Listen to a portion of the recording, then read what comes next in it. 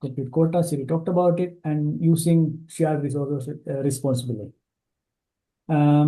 So then what Siri talked about was that when you store files, if you try to store more files than you are allowed, there'll be some monitoring going on. So you are prevented from taking the whole system down. So if we didn't have that option, then it would have been an issue for everybody else. We accidentally start maybe a script or job that creates files, and it ran away without stopping, and it created a lot of files, and that part of the like the errors are sort of taken care of by quota, that you have a limit set, so you will not harm everybody else if you do some mistakes. And also the one thing that we should mention is that when you are so as Siri showed, you have to stage or like copy the data from here when you run jobs. And when you're copying data or downloading data, you do that on the login node. So when you logged into Sata, you'll see that. So don't spend compute time on moving around data in that way. So have it on the parallel file system. Once you have it in this cluster file system, this is the parallel file system. Whatever comes after the cluster users, cluster work, cluster projects, those places you could directly use, those paths you could directly use in your job scripts. And then protecting your data. So once you have it, you might want to share it with your colleagues. Then you place it in your project to find out which projects that I have access to. So I have a few projects. So I will go to the course project was NN70, was it, Siri? And I can't see you. Yeah. NN70. 99 and 70. So we have this project that will access it. So everybody who are part of this group could access these files. But inside this, as you could also, if you copy something from the home directory, it might not be in this group, but in your home, your personal group. Then although you place your data here, your colleagues might not be able to access it. So when you place the data in this location, make sure that these permissions are properly set, the group permissions. So let's say if you are a PhD student or a postdoc, or like if you move to a different job, it's easier for the group to clean up if it is group owned. So make sure that when you keep it in the group, you have your group permissions set, not your personal group. And the other thing is that if you want to create copies of data, then you should consider, especially if it is programming code, for example, consider learning a version control system if you can, and try to avoid keeping multiple copies of the same thing in different places. So one example of this is that when we work with bioinformatics software, you need some databases. So if your group need a database of one thing as a reference genome, for example, then try to coordinate with the group to have one reference. Like not each user has own file.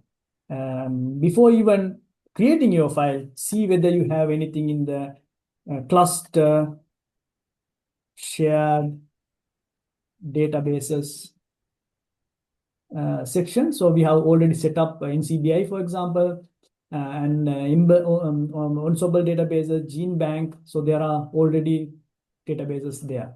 So if you see that there are many people who use this, then you could also request to place this database here. So there's only one copy where we share with all the users. Um, then you could also I don't want to run this command on this like live screen now because it's been shared. At any given point, you will also see that people analyzing data on the login nodes. So login node is not an analysis location. So you should not do analysis on the login node. You should always submit a job. You might need a small short test, for example, less than a minute, let's say, and you just few course just to arrange your job. That you could do, but even that you could do it in a job. You could prepare your Conda environments, Python environments, etc. on the login node. That's fine. If you want to compile something, if it is very small, um, uh, rule of thumb, let's say taking less than 5 minutes, even, or maybe 3 minutes, it should be okay. But even larger compilations that would take longer than that, I would recommend create a job script. So you create a job script with your loaded modules and the compilation steps and submit that compilation as a job. The advantage of that is that if you want to change something or if you want to recompile it later on, you have a sort of documentation of what you did. And even if something fails, then if you want to contact user support, you could say, I used this job to compile it. So the user support could have a more educated guess on what could have been the issues. And then data. So the file systems are very expensive in the sense that money-wise it's expensive, and also if people try to keep unnecessary data, if it clog, it become expensive in the sense that it's going to slow down everybody else's work. To make that like to be a good citizen, don't use the cluster file system as a data tomb. It's not a place where data go to rest. For that, you could use archival system. Use only the data that you need as input. Intermediate results and outputs. You could use output results that you need later on. You could have it in certain locations, but don't use it to as like the data that you never need again and not be accessed again should not be in any of these systems.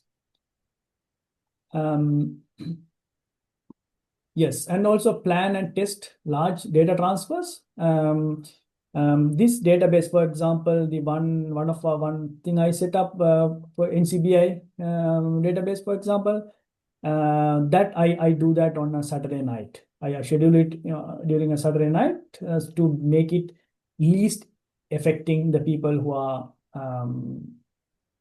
using the system. So it will download and it will uncompress. So those things are a little bit for burden. So everybody behave in a way that it's think of everybody else. It will also be good for you as well, because then you know that it works perfectly. Anything else that you want to mention, Siri, in the next 8 minutes?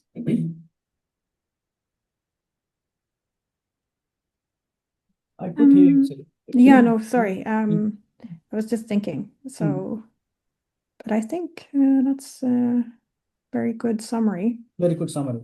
And then maybe as a last thing, I could show one thing. Like if you have a very large number of files, I will create a directory here. Like if you have very large number of files, it's better. Like if you have, I'll create file here, maybe 1,000 files.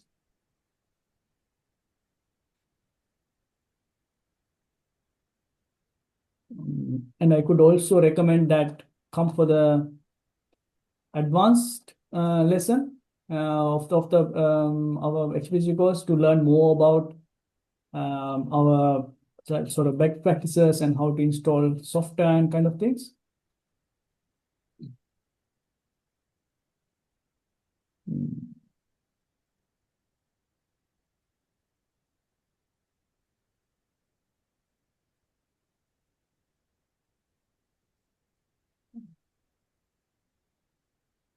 I forgot the syntax to create, but let's say if you have very large number of files in a folder, so it's better to keep it as an archive in this as a compressed archive or even uncompressed archive that that you could use. Let me see whether I can find a folder which large number of files. You could use a command like tar and fc, compress it and archive dot tar. If I remember the command to create large number of files, I'll show that. But if you don't, you could do something like this, and then that creates a file that is one file instead of like thousands files. You could transfer this file to other places or uncompress it when needed, rather than keeping a lot of files. So this would be, reduce the number of files that will create that the one you showed earlier. Like if you have a very large number of input files, very small files, better to keep all this in like a suitcase. So this is like a suitcase, you carry it around rather than everything in your hand juggling.